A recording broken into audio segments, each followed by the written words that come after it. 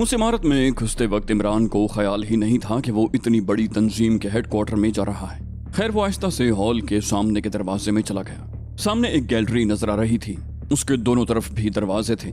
उसने एक दरवाजे पर दबाव डाला तो वो खुल गया। इमरान अंदर घुसा, दरवाजा पीछे से बंद हो गया।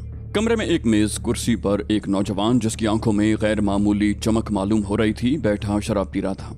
उसने इमरान को कुर्सी पर बैठने का इशारा किया और फिर बोला, आज एक मकामी जासूस पकड़ा गया है। उसने मशीन गन नंबर 1 पर फायरिंग कर दी है। अब वो मशीन ठीक हो रही है।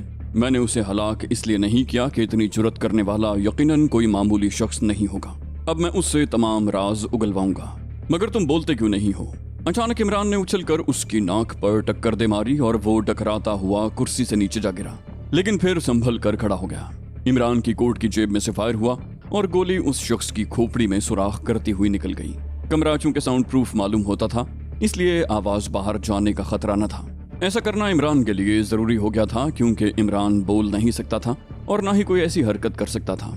उसने जिसका लिबास पहना हुआ था उसकी आवाज ही नहीं सुनी थी और वो कोड वर्ड भी नहीं जानता था। उसने दोबारा अपने कपड़े उतारे और दूसरे के कपड़े उतार कर खुद पहने। उसका निकाब मुंह पर लगाया और उसे उठाकर अलमारी में ठूस दिया और खुद कमरे का मुआयना करने लगा। फिर बगली दरवाजे से वो दूसरे कमरे में चला गया। सामने एक कमरा नुमा मशीन रखी हुई थी, जिस पर मुख्तलिफ बटन लगे हुए थे। एक कोने में स्क्रीन थी। उसने मेज पर बैठकर एक सब्ज रंग का बटन दबाया तो अचानक सारी मशीन के डायल जलने लगे, बल्ब स्पार्क करने लगे और फिर स्क्रीन पर एक कमरे का अक्स उभरने लगा, जिसका दरवाजा बंद था और कमरा खाली था। अचानक कमरे के दरवाजे के अंदर लगा हुआ सुर्ख बल्ब जलने बुझने लगा। इमरान ने कुछ सोचते हुए मशीन के पीले रंग का बटन दबाया। वो इस तरह एक बहुत बड़ा खतरा मोल ले रहा था, क्योंकि उसे बिल्कुल मालूम नहीं था कि इन बटनों के दबाने से क्या होगा, कहीं उनका रद्द अमल खतरनाक ना हो। लेकिन वो इमरान था, उसके दिल में जो ख्याल आ जाता, फिर दुनिया का कोई खौफ उसको उस ख्याल पर अमल करने से बाज नहीं रख सकता था। बहरहाल जर्द रंग के बटन दबाने से कोई खास रद्द अमल न हुआ, बल्कि दरवाजे के अंदर का बल्ब बंद हो गया और इमरान ने देखा कि दरवाजा आहिस्ता आहिस्ता खुल रहा है। फिर दरवाजे से एक निकाबपोश अंदर दाखिल हुआ, जिसने टॉमी गन उठाई हुई थी। उसने अंदर दाखिल होकर सर झुकाया और फिर इमरान के सामने की मशीन से आवाज सुनाई दी। वो निकाबपोश सर झुकाए माँ का अजीम है, जोंगा अजीम है के नारे लगा रहा था। इमरान ने बगैर सोचे सुर्ख रंग का बटन दबा दिया। अब मशीन के बल्ब तेजी से जलने बुझने लगे। अचानक इमरान ने देखा कि मशीन में से सुर्ख रंग की शुआ निकली और उस निकाबपोश पर पड़ी, जो सर झुकाए खड़ा था। निकाबपोश के मुंह से एक भयानक चीख निकली और 1 मिनट के बाद उस निकाबपोश की जली हुई लाश वहां पड़ी हुई थी। इमरान ये देखकर दंग रह गया। अब सिर्फ एक बटन था जो नीले रंग का था। उसने वो दोबारा दबाया। थोड़ी देर बाद उसे स्क्रीन पर वो हॉल नजर आया, जिसमें तमाम ऑपरेटर काम कर रहे थे। स्क्रीन के नीचे एक छोटा सा हैंडल लगा हुआ था। उसने उसे घुमाया, उसके साथ साथ मंजर भी तब्दील होने लगा। उसे स्क्रीन पर हर कमरा बारी बारी नजर आने लगा। कहीं पर जदीद असलहे के ढेर लगे हुए थे, कहीं कमरे में शराब की बोतलों के अंबार थे।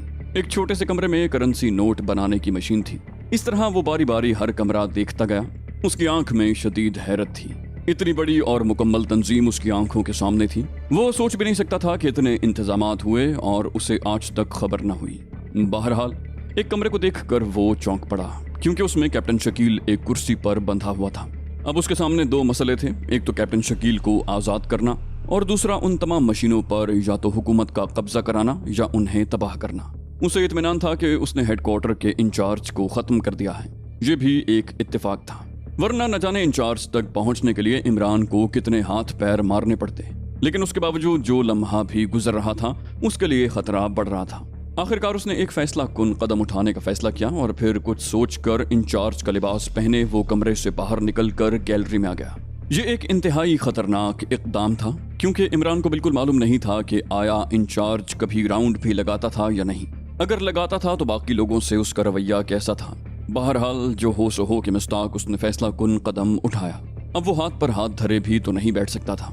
बहरहाल जैसे ही उसने गैलरी में कदम रखा, ऐसा मालूम हुआ जैसे पूरे माहौल में एक अजीब किस्म की बेचैनी, सनसनी और पुरसरारियत सी फैल गई, जिसे इमरान ने भी बखूबी महसूस कर लिया। इससे उसे मालूम हुआ कि इंचार्ज अव्वल तो कभी बाहर नहीं निकला, दूसरा उसका रवैया दीगर लोगों से इंतहाई सख्त रहा होगा, वरना उसे देखते ही पूरे माहौल में एक बेचैनी और अदम इत्मीनान की लहर न दौड़ जाती। जैसे ही इमरान आहिस्ता से गैलरी में निकला, सामने पहरा देने वाले निकाब पोशों के गिरोहों से माँ का अजीम है जोंगा अजीम तरीन है कि नारों से उसका इस्तकबाल किया, लेकिन इमरान आहिस्ता आहिस्ता से उनके पास से गुजर गया। उसने सिर्फ एक हाथ जिस पर स्याह रंग के दस्ताने पहने हुए थे उठाने पर इक्तिफा किया। वो हॉल में दाखिल हो गया। उसे देखते ही तमाम ऑपरेटर अपने कामों में और भी ज्यादा तुंदही से मसरूफ हो गए। किसी ने एक नजर उठाकर भी ऊपर न देखा। इमरान उनके दरमियान से गुजरता हुआ दूसरी गैलरी में निकल आया। वो निकाबपोश टॉमी गन उसके पीछे पीछे बतौर बॉडीगार्ड आ रहे थे। इमरान एक दरवाजा खोलकर एक कमरे में दाखिल हो गया। फिर उसके अकबी दरवाजे से दाखिल होकर वो बड़े हॉल में दाखिल हो गया। यहाँ एक बहुत बड़ा प्लांट किसी बहुत बड़े मकसद के लिए नस्ब था। अजीबोगरीब मशीनें थीं। इमरान समझ गया कि ये प्लांट किसी बहुत बड़े मकसद के लिए यहाँ नस्ब है। बहरहाल वो उसके ऑपरेटर के पास जाकर खड़ा हो गया। उसने प्लांट का मकसद समझने के लिए उसे गौर से देखा। अचानक ऐसा महसूस हुआ जैसे किसी ने उसे उठाकर हवाओं में उछाल दिया हो, लेकिन ये सिर्फ उसकी ज़हनी कैफियत थी, क्योंकि अब इस प्लांट का मकसद वो किसी हद तक समझ गया था। ये प्लांट जमीन से पानी बाहर निकालने के लिए नस्ब था, जिसका मुजाहिरा पिछले दिनों माका जोंगा बतौर सजा कर चुका था। अब इमरान के लिए ये लाजमी हो गया कि वो हर कीमत पर उस प्लांट को तबाह कर दे। वो फौरन मुड़ा और उस कमरे की तरफ चल दिया जिसमें कैप्टन शकील बंद था। कमरे का नंबर स्क्रीनिंग मशीन से वो देख चुका था। वो कमरे के सामने रुका। उसके बाहर ताला लगा हुआ था और एक निकाबपोश टॉमी गन उठाए बाहर पहरा दे रहा था। इमरान ने उसे ताला खोलने का इशारा किया। उसने झट ताला खोल दिया और दरवाजा खोलकर इमरान और उसके साथ दो बॉडीगार्ड अंदर दाखिल हुए। कैप्टन शकील कुर्सी पर बंधा हुआ था, लेकिन उसका चेहरा इंतहाई सपाट था। इमरान उसे देखकर दिल ही दिल में मुस्कुराया। फिर उसने इंचार्ज के लहजे में पुकारा, तुम्हारा दिमाग ठिकाने लगा या नहीं? लेकिन कैप्टन शकील ने कोई जवाब न दिया। इमरान ने दूसरे निकाबपोशों को उसको खोलने का हुक्म दिया और उसे अपने कमरे में पहुंचाने के लिए कहा। उन्होंने झट कैप्टन शकील को खोल दिया और फिर उसे लेकर इंचार्ज के कमरे की तरफ बढ़े। इमरान उनसे पहले ही वहां पहुंच चुका था। वो लोग कैप्टन शकील को छोड़कर खुद बाहर चले गए। कैप्टन शकील के हाथ अभी तक बंधे हुए थे। इमरान ने हर तरफ से इत्मीनान करके अपना निकाब उतार दिया और कैप्टन शकील उसे देखकर हैरान रह गया, लेकिन हैरत सिर्फ उसकी आंखों से टपक रही थी, चेहरे से नहीं। इमरान ने आगे बढ़कर उसके हाथ खोल दिए और आहिस्ता से उसे तमाम हालात बता दिए। अब दोनों ने मिलकर उस हेडक्वार्टर को तबाह करना था। इमरान ने इसके लिए डायनामाइट तजवीज किया, लेकिन सवाल यह था कि डायनामाइट लाया कहां से जाए, उसे ऑपरेट कहां से किया जाए। कैप्टन शकील ने टाइम बम का मशवरा दिया, लेकिन यहाँ मसला उनकी फौरी फराहमी का था। अचानक इमरान को एक तजवीज सूझी। उसने निकाब चेहरे पर डाला और खुद उठकर उस मशीन पर जा बैठा। उसने सब्ज रंग का बटन दबाया और मशीन को स्टार्ट कर दिया। स्क्रीन पर कमरे का अक्स उभरा तो उसने फौरन नीले रंग का बटन दबा दिया। अब किसी हद तक वो इस मशीन को समझ चुका था, इसलिए आसानी से उसे ऑपरेट कर चुका था। स्क्रीन पर हॉल का अक्स उभरा, लेकिन वो हैंडल घुमाता रहा और एक कमरे में एक निकाबपोश कुर्सी पर बैठा शराब पीता नजर आया।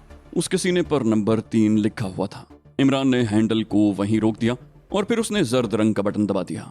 फिर उसने स्क्रीन पर उस शख्स को चौंकते देखा और वो शख्स तेजी से उठा और चेहरे पर निकाब ठीक करता हुआ दरवाजा खोलकर बाहर निकल गया। अब इमरान ने हैंडल को दोबारा घुमाया और जब उस कमरे का अक्स नजर आया जो पहले नजर आता था तो उसने हैंडल को छोड़ दिया। अचानक उसे कमरे के अंदर लगा हुआ बल्ब जलता बुझता नजर आया। उसने जर्द रंग के बटन को एक बार फिर दबाया। बल्ब बुझने से रुक गया और दरवाजा आहिस्ता से खुला और वही निकाबपोश नंबर 3 अंदर दाखिल हुआ। उसने अंदर दाखिल होकर मखसूस नारा लगाया और फिर सर झुकाकर खड़ा हो गया। इमरान ने माइक का बटन दबाया और फिर सरसराती हुई आवाज में बोला, नंबर 3। नंबर 3 ने सर उठाकर कहा, यस सर। इमरान की आवाज आई, हमारे स्टॉक में कितने टाइम बम मौजूद हैं? नंबर 3 ने अदब से कहा, जनाब हमारे स्टॉक में 10,000 टाइम बम मौजूद हैं। इमरान ने कहा, अभी जाओ और उनमें से 500 मेगा पावर के 10 टाइम बम ले आओ। नंबर 3 ने कहा, बहुत बेहतर, और फिर तेजी से दरवाजा खोलकर बाहर निकल गया। इमरान ने फिर हैंडल को घुमाया तो स्क्रीन पर वो निकाबपोश एक गैलरी में तेजी से जाता नजर आया। इमरान स्क्रीन पर उसे फॉलो कर रहा था। निकाबपोश चलता हुआ एक दरवाजे पर रुक गया। उसने दरवाजे पर मखसूस दस्तक दी। दरवाजा खुल गया और वो अंदर दाखिल हो गया। अंदर एक बहुत बड़ा असलहा खाना था। इमरान उस असलहे को देखकर दंग रह गया। उसे उस असलहे खाने का इल्म नहीं था। उसने देखा निकाबपोश वहीं बैठे एक निकाबपोश से 10 टाइम बम ले रहा था। इमरान अब शकील की तरफ मुतवज्जे हुआ। उसने उसे सारी स्कीम बताई कि जैसे ही नंबर 3 बम लेकर अंदर दाखिल हो, मैं उसकी जगह ले लूंगा, तुम इस मशीन पर बैठ जाना। इमरान ने उसे ऑपरेट करने का तरीका बता दिया। उसने उसे बताया कि मैं ये बम मुख्तलिफ कमरों में रखूंगा, तुम इस मशीन के जरिए मुझे फॉलो करना। जहां कुछ खतरा मालूम हो ये सुर्ख रंग का बटन दबा देना। फोकस में जितने लोग होंगे वो जल जाएंगे, लेकिन ये उस वक्त करना जब इसके बगैर कोई चारा न हो।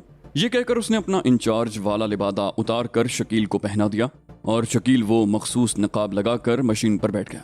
इतने में नंबर 3 बमों का डब्बा लेकर मखसूस कमरे के दरवाजे तक पहुंच गया। कैप्टन शकील ने उसे अंदर आने की इजाजत दी और फिर उसे हिदायत की कि वो इसे कमरा नंबर 1 में पहुंचा दे। कमरा नंबर 1 इंचार्ज का जाती कमरा था। नंबर 3 वो डिब्बा लेकर कमरा 1 की तरफ बढ़ गया, जहां इमरान उसकी ताक में था। जैसे ही नंबर 3 अंदर दाखिल हुआ, इमरान ने उसे छाप लिया। चूंकि ये उफ्ताद उसके लिए अचानक पड़ी थी, इसलिए वो बेखबरी में मार खा गया। चुनाचे चंद ही लम्हों बाद वो इमरान के हाथों में झूल रहा था। इमरान ने फुर्ती से उसके कपड़े उतारे और अपने कपड़ों पर पहन लिए। फिर उसने बम्मों को निकालकर अपने लिबादे में मुख्तलिफ जगहों पर छुपाना शुरू कर दिया और फिर दरवाजा खोलकर बाहर निकल गया। इमरान कमरे से बाहर तेजी से गैलरी में चलने लगा। उसने तमाम बम निकाले और 15 मिनट का टाइम सेट किया और फिर एक बम गैलरी में लगी हुई रद्दी की टोकरी में डाल दिया। इमरान के ख्याल में ये उस टोकरी का बेहतरीन मसरफ था। बहरहाल वो आगे बढ़ा और हॉल में दाखिल हो गया। वो आहिस्ता से चलता हुआ एक कोने में गया और एक मशीन के पास खड़ा हो गया। ऑपरेटर ने उसे देखा और फिर अपने काम में लग गया। इमरान ने हाथ में वो छोटा सा मगर इंतहाई ताकतवर बम लिया और फिर आहिस्ता से उसकी मशीन और पिछली दीवार के दरमियान डाल दिया। फिर वो खामोशी से बाहर निकला। असलहा खाने का इंचार्ज उसके इस्तकबाल के लिए खड़ा हो गया। उसने उससे रजिस्टर मांगा और फिर उस रजिस्टर को देखने लगा। फिर अचानक वो जोर से चौंका और गौर से दूसरे कमरे की तरफ ध्यान करके सुनने लगा। असलहे खाने का इंचार्ज भी निकाब लगाए हुए परेशान हो गया। उसने नंबर 3 की तरफ हैरानी से देखा। इमरान ने उसके कान में ये कहा कि दूसरे कमरे से कोई आवाज आ रही है, जाकर देखो कौन है। वो तेजी से उस कमरे की तरफ बढ़ा और इमरान ने फुर्ती से असलहे के ढेर के दरमियान वो बम छुपा कर रख दिया। इंचार्ज वापस आया तो उसने बताया कि वहां कोई नहीं है। इमरान ने अपना वहम जानकर उसे मुतमईन किया और फिर वो वापस मुड़ गया। अब उसने गैलरी में बने हुए मुख्तलिफ खाली कमरों में बम छुपा दिए। अब वो उस प्लांट की तरफ जा रहा था जिसने पिछले दिनों पूरे दारुल हुकूमत में भयानक तबाही फैला दी। वो उस कमरे में दाखिल हुआ। वहां सिर्फ एक ऑपरेटर ड्यूटी पर मौजूद था। प्लांट मुकम्मल तौर पर बंद था। ऑपरेटर ने उसे देखते ही सलूट किया। उसने सलूट का जवाब दिया और फिर उसे इशारे से अपनी तरफ बुलाया। वो उसकी तरफ बढ़ा। इमरान ने उसकी गर्दन पकड़ ली। वो भी खासा ताकतवर था, लेकिन इमरान के सामने उसकी एक न चली और चंद लम्हों के बाद उसकी आंखें बाहर निकल आईं और वो दम तोड़ चुका था। इमरान ने उसकी लाश घसीट कर एक तरफ डाली और खुद स्क्रू ड्राइवर लेकर उस प्लांट की एक साइड खोली। उसमें उसने बम रख कर उसे दोबारा कस दिया। अब उसे इत्मीनान हो गया था कि अगर किसी ने ऑपरेटर की लाश देख भी ली तो वो प्लांट को नहीं बचा सकेंगे। यहाँ से फारिग होकर वो इत्मीनान से बाहर निकला, लेकिन बाहर निकलते ही वो ठिठक गया क्योंकि सारे हॉल में हलचल मच रही थी। उसकी समझ में इस सब की वजह न आ सकी, लेकिन अचानक उसे ख्याल आया कि कहीं कैप्टन शकील का राज तो नहीं खुल गया, क्योंकि उसने बहुत से निकाब पोश टॉमी गन उठाए कमरा नंबर 1 की तरफ भागते देखे। टाइम बम फटने में सिर्फ 10 मिनट बाकी रह गए थे। अब इन 10 मिनटों में उसे भी और कैप्टन शकील को भी इस इमारत से बाहर निकलना था। लेकिन ये अचानक एक और उफ्ताद आ पड़ी। भागते भागते एक निकाब पोश से वो टॉमी गन लेना न भूला। उस पहरेदार ने उसे अपना ऑफिसर समझते हुए अपनी टॉमी गन उसे पकड़ा दी। वो तेजी से कमरा नंबर 1 की तरफ बढ़ा। दरवाजा खुला हुआ था और 20-25 निकाब पोश अंदर टॉमी गन्ने उठाए खड़े थे। वो नंबर 3 को उलट पलट कर देख रहे थे, लेकिन वो उसे पहचान न सके, क्योंकि जहां तमाम लोग मुंह पर निकाब डाले फिरते थे, इसलिए वो कुछ न समझ सके। इमरान ने देखा कि कैप्टन शकील एक शीशे के बहुत बड़े जार में बंद है। इमरान की समझ में न आया कि कैप्टन शकील यकदम यहाँ कैसे बंद हो गया, लेकिन अब वक्त सोचने का न था। मुकम्मल तबाही में अब सिर्फ 7 मिनट बाकी रह गए थे। इमरान ने टॉमी गन सीधी की और फिर कमरा टॉमी गन की आवाज से गूंज उठा। एक ही वार में तमाम निकाब पोश फर्श पर तड़प रहे थे। इमरान ने ट्रिगर पर बदस्तूर दबाव डाले रखा। सैकड़ों गोलियां उनके जिस्मों से पार हो गईं और चंद लम्हों के बाद वहां फर्श पर खून ही खून था और लाशें पड़ी हुई थीं। इमरान भागकर कैप्टन शकील की तरफ बढ़ा। उसने चारों तरफ देखा कि उस जार में कहीं भी दरवाजा न था। उसने कैप्टन शकील को आवाज दी, लेकिन बेसूद। कैप्टन शकील के होंठ हिले, लेकिन इमरान को कोई लफ्ज न सुनाई दिया। अब इमरान ने कैप्टन शकील को एक तरफ हटने का इशारा किया और गोलियों की बाढ़ उस शीशे पर डाली, लेकिन उस पर कोई असर न पड़ा। अब इमरान घबरा गया, क्योंकि बम फटने में सिर्फ 5 मिनट बाकी रह गए थे और इन्हीं 5 मिनटों में उसे सब कुछ करना था। बहरहाल उसने हिम्मत न हारी। फौरी तौर पर उसे एक ही ख्याल आया। उसने जेब से आखिरी टाइम बम निकाला और कैप्टन शकील को इशारा किया कि वो फर्श पर लेट जाए। अब जो कुछ होता सो होता। अगर रिहाई की सूरत निकल आई तो खैर, वरना मौत तो सामने ही थी। कैप्टन शकील इशारा पाते ही फौरन जमीन पर लेट गया। इमरान ने बम पर 2 सेकंड का टाइम लगाया और बम शीशे की दीवार के पास रख कर खुद भी फुर्ती से जमीन पर लेट गया। पलक झपकते ही 2 सेकंड गुजरे और फिर एक जबरदस्त धमाका हुआ और उस शीशे के जार के पुर्जे उड़ गए। उसके साथ ही वो कमरा भी तबाह हो गया। एक भारी शहतीर इमरान के बिल्कुल पास आकर गिरा। उस शहतीर की वजह से कैप्टन शकील और इमरान बच गए, क्योंकि तमाम मलबा उस शहतीर ने रोक लिया। अब दोनों वहां से उठे और बाहर की तरफ भागने लगे। बम फटने में सिर्फ 3 मिनट रह गए थे। वो तेजी से एक गैलरी में भागे। इस धमाके की वजह से तमाम अड्डों में दौड़ मची हुई थी। घंटियां बज रही थीं, सुर्ख और सब्ज बल्ब जल रहे थे। वो दोनों तेजी से एक तरफ भागे। उस गैलरी की तरफ एक टनल सी बनी हुई थी।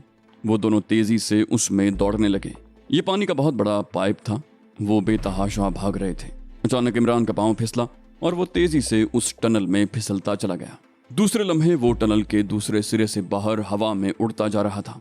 टनल जमीन से काफी ऊंचाई पर बनी हुई थी, इसलिए वो तकरीबन हवा में उड़ता हुआ जमीन पर जा गिरा। कैप्टन शकील उससे पहले ही जमीन पर था। चंद लम्हों तक उसे कुछ महसूस न हुआ, लेकिन फिर अचानक कान फाड़ धमाका हुआ और उसे ऐसा महसूस हुआ जैसे कोई आतिश फिशां पहाड़ गरज रहा हो। पै दर पै धमाके हो रहे थे। इमरान और शकील के नीचे की जमीन हिल रही थी। फिर एक जबरदस्त धमाका हुआ और ऐसा महसूस हुआ जैसे इमरान और शकील के आसाब जवाब दे गए और उनकी कुव्वते समात खत्म हो गई।